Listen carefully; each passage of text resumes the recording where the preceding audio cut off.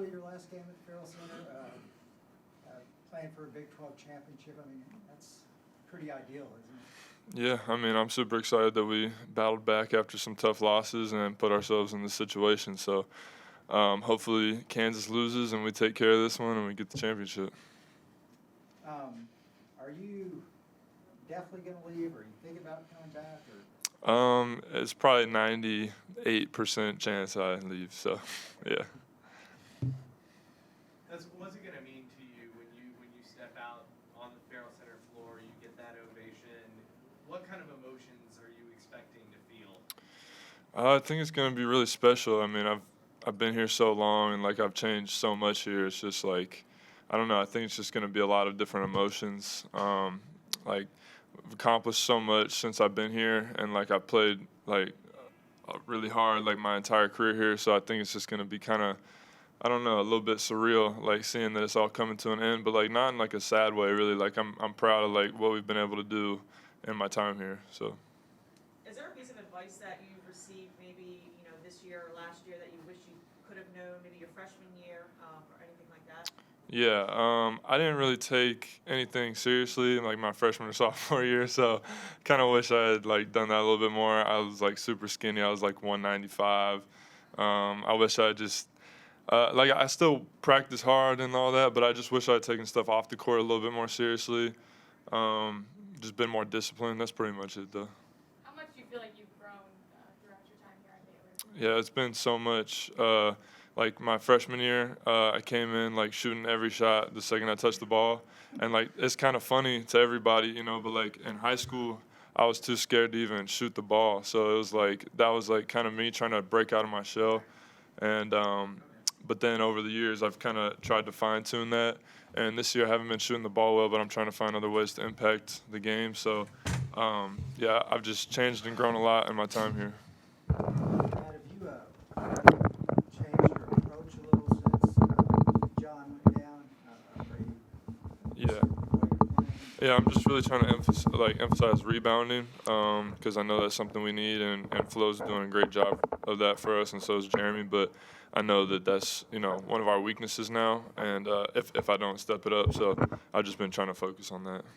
You mentioned Jeremy. He can guard pretty much any position. How valuable is it to have a guy like that? Yeah, I mean, honestly, I think most of our guys can guard all positions. Like, our point guards can't really guard bigs too well, but like we double, and then our bigs, like Flo does a great job on point guards. Me and Kendall do a good job. So I think that's honestly what makes us such a good team is our ability to guard 1 through 5. And Jeremy, I mean, he's one of the best defenders in the country. So. Flo, you're probably your last game here. Mm-hmm. What are your emotions going into it, especially with a chance to win the Big 12 title? I mean, I'm excited. It's a great opportunity tomorrow to win another ring.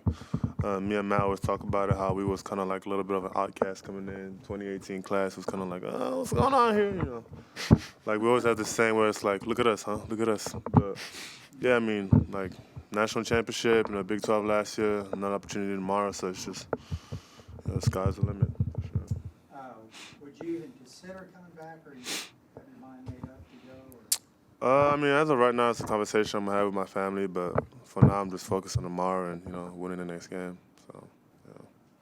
What do you think the emotions are going to be like? That's not the same thing. When you walk out there for senior day, kind of get celebrated a little, what emotions are you expecting to feel when you take it? I mean, it's going to be a lot of emotions. Obviously, it's going to be great because my sister's going to get to see me play, and she didn't really see me play before. So it's going to be kind of mixed feelings, winning and also having family there for the first time in a while. So it's going to be good. It's going to be good. Do you feel any extra pressure knowing that y'all are playing for the chance to win another conference title? No, not at all. For me, it's just focusing on the game. I mean, it's just one game. We always have this mentality the whole year, have focus on one game at a time, and tomorrow's just another game that we have to go out there and execute and win. So. Flo, I asked this to Matt earlier. Is there some sort of piece of advice that you have received maybe this year or last year that you wish you would have received or maybe like listened over your freshman year or something like that? No, not in particular. I mean, I've done a great job throughout the years to be very receptive of all information I get. So no, not necessarily entirely, but I mean, I'm just grateful for the opportunity I've had to be here. So, yeah.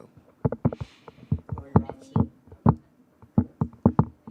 What would it mean to win the Big 12 title or co-title in front of your home fans opposed to last year doing it away? I mean, it would mean a lot. It would be great, you know, me and my buddy Matt to celebrate. I mean, like I said, we've always been the outcast, so like I don't know, it's gonna be amazing. Like I don't know how else to word it. It's just gonna be amazing, considering when me and Matt came in, like we could have never imagined, you know, to talk about, oh yeah, when our careers get done at Baylor, we'd have like national championship and, you know, talk about 2 Big 12s, Winningest careers ever. you know. So it's just kind of surreal, you know, to come to a program who hadn't had that in a long time. So, but I'm just looking forward to it. It's an exciting time. Flo, how are you managing? You're getting more minutes, you're scoring more, putting up bigger numbers. What's that been like? I mean, it's been good, but for me, I feed off my teammates. I mean, obviously, my teammates have the most confidence in me, and they know my ability. You know, I've been working all summer, and they kind of respect that.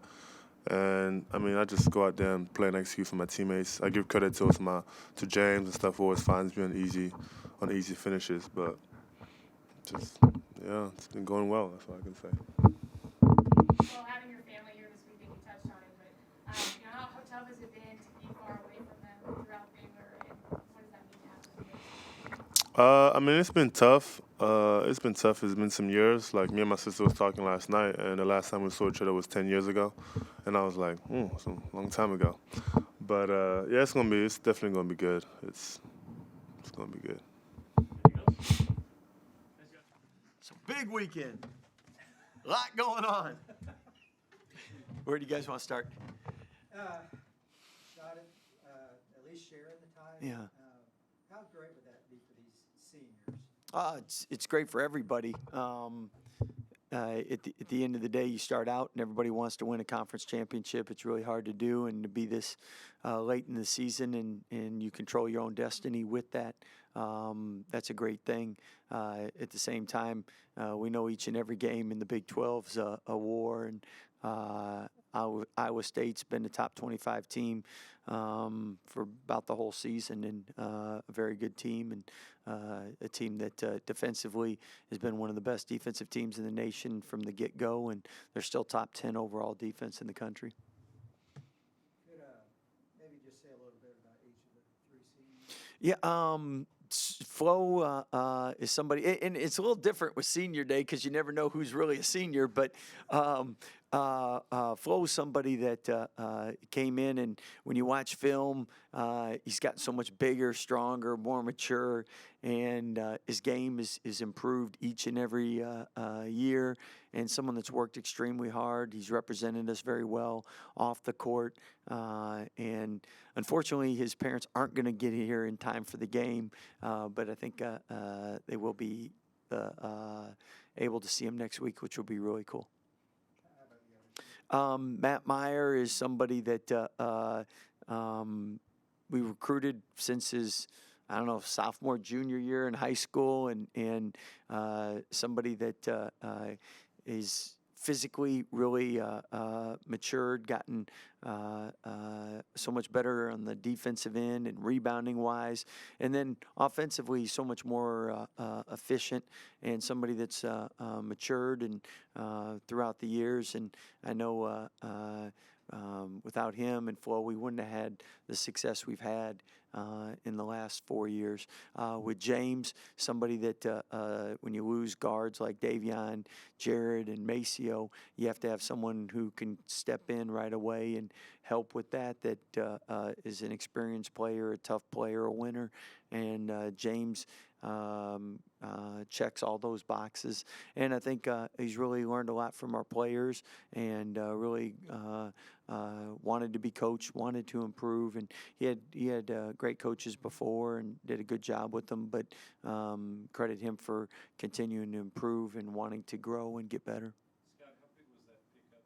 Maybe even looking at hindsight now, knowing that With the injuries too, yeah. how big was that? Well, we all know in college basketball, if you don't have good guard play, it's hard to win. Period. It's like not many teams win without a quarterback. And Adam, LJ, James have been tremendous. Dale has done a great job in picking up things, especially facilitating in the defensive part of things. And so, I mean, everyone's contributed, but when you lost Langston at the beginning of the year, you needed those guys to even step up more. And with LJ being out, and then Adam at times, James at times, they've really all done a good job working together and having great chemistry and continuing to improve. Because a lot of times you have, remember last year we had our guards played together 3 years, so basically they had to do it Cliff Notes wise this year. You know, heading into the the tournament next week or today is how would you I guess as a coach tackle the perspective with LJ? It's like you guys do you want to manage his minutes or kind of like save him till the NCAA tournament or like how do you approach that? Well, I think I listened to the trainer on that, and I know right now that's probably more the game plan than trying to speed things up. So we tried to do that, and I think this is option B right now, and that's really wait until his foot is pain free, and hopefully that happens sooner rather than later. Coach, what would it mean to win at least a share of the Big 12 title at home in front of your home fans? Well, I think last year you win the Big 12, and it's in Morgantown, and it was a great celebration. And anytime you ever win a championship, you're going to celebrate and feel great. But it's something different also, being able to do that in front of your home crowd. And again, we know how competitive the Big 12 is because you're playing a home game, because you're playing on senior night doesn't mean you're guaranteed to win. So it's going to take a great team effort from all the crowd, players, everybody.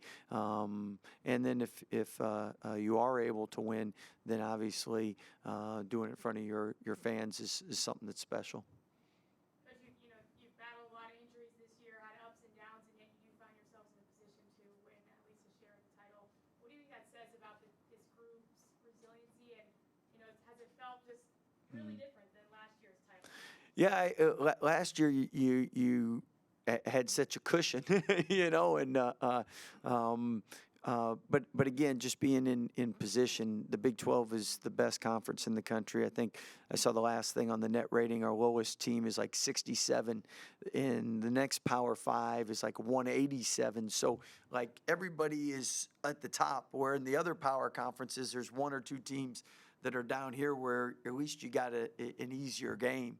And I think that's what makes the Big 12 so special. And if you ever win it, it's a total team effort because you can't win it without your fans, your administration, and players. It really, really takes a team to win a Big 12 basketball championship. Coach, it feels like 3 years ago since the last time you played Iowa State. Are you able to take anything from that matchup, or is just too much change between then and now? Yeah, you always take something from any time you play someone, but a lot of things have changed for both teams, and for the better. I mean, if you're not getting better each and every week, you're probably not being very successful. So TJ's done a tremendous job with them, and biggest turnaround in college basketball this year, and they play extremely hard, and he's brought in some talented players that have bought into his system, and the returning guys have done what he's asked. So there's things that we'll use from that, but at the same time, more what we're doing recently and what they're doing recently probably matters most. Scott, Jeremy's pretty much playing all over the court, even playing him at some 5. What does that versatility do for, especially when you got a reduced lineup? Yeah, well, you definitely got to have guys that can play multiple positions, but basketball's kind of gone more to positionless basketball, and having guys that can pass, dribble, and shoot, defend a 1 through a 5, that really makes the game a lot easier. So Jeremy definitely fits that mold, and just even seeing how him and Kendall played against Iowa State the first time and how much more confident and physical they are than they were the first time, just on rebounding and toughness plays.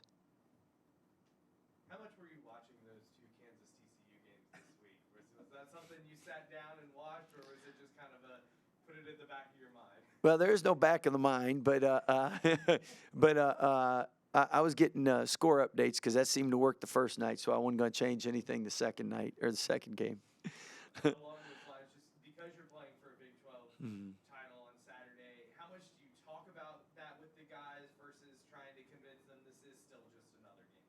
Well, I think they know what's at stake, and the more you dwell on that, the less you're doing to really take care of business. And what I mean take care of business is control what we can control. So at the end of the day, if you focus on the party, you don't get there. So we're going to focus on what we need to do to be successful each and every play and put our guys in the best position to be successful. And you do that long enough, then the celebrations take care of themselves. Coach, kind of on a random note, Chip Gaines put out something on his Instagram that he wrote a foreword for your book. When did you have time to write a book? Well, And yeah. what's up with that? Well, first of all, I wouldn't have been able to do a book without Don Yeager, the writer, because I'm not that talented. And he's written like 11 bestsellers, from John Wooden to Walter Payton to the who's who in the sports world. He made it real easy, and we did most of it in the summertime, and we did most of it before season began. August, September period wrapped up. So once season starts, it's hard to do anything else, as you know.